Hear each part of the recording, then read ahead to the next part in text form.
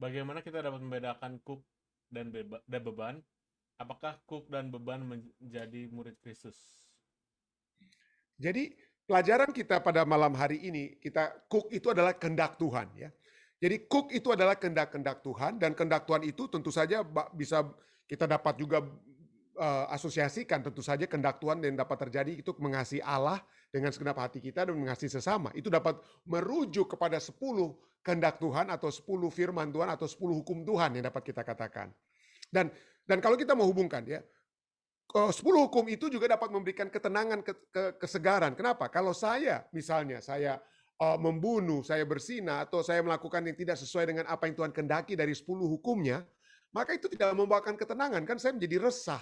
Waduh, gimana kalau begini-begini dan lain sebagainya. Jadi pada saat kita mengikuti kehendak-kehendak Tuhan, kita akan memperoleh ketenangan atau kesegaran. Nah, pertanyaannya sekarang kembali ke pertanyaan pertama. Bagaimana kita membedakan beban kita dengan apa?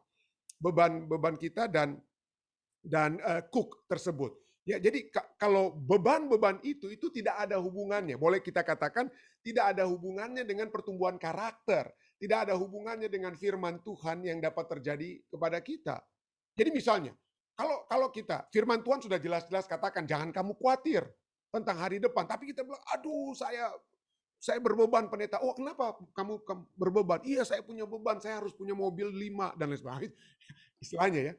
Kalau sampai itu yang kita pikir menjadi beban kita, maka itu betul-betul memang bukan cook, itu beban. Karena cook itu adalah segala kehendak-kehendak Tuhan yang dia berikan kepada kita untuk memberikan apa? Memberikan satu hubungan yang baik dengan Tuhan dan satu hubungan yang baik dengan sesama kita. Tapi kalau fokus, kalau itulah cook ya. Dan cook itu adalah suatu hal yang ringan kalau kita lakukan bersama-sama. Pekerjaan-pekerjaan Tuhan itu kita lakukan bersama-sama dan kalau Tuhan menyertai kita. Nah, beban-beban yang dunia tawarkan, itu kadang-kadang itu terjadi oleh sebab apa? Oleh sebab kita tidak ada Tuhan di dalamnya. Dan oleh sebab itu bukan kehendak Tuhan dalam kehidupan kita. Ya.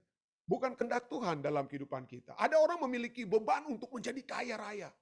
Itu bebannya. Saya harus, bagaimana mungkin saya dari Amerika lalu masa saya tidak punya ini, tidak punya itu, tidak punya ini, tidak punya itu. Itu jadi beban. Itu bukan cook. Kenapa? Karena bukan itu kehendak Tuhan. Ya. Bukan kehendak Tuhan bagi kita. Kalau Tuhan mempercayakan kepada kita kekayaan, yes, puji Tuhan. Tapi kalau kita harus berjuang, berusaha untuk menjadi kaya supaya membuktikan diri kita bahwa kita adalah orang dari Amerika dan lain sebagainya, maka itu betul-betul bukan cook, tapi itu adalah beban kita. Jadi mudah-mudahan ini dapat dilihat perbedaan ya, perbedaannya antara cook dan beban. Ya, dari Matius 11 ayat 27 dan 28 dan 29 dan 30. Itu yang dapat saya tambahkan.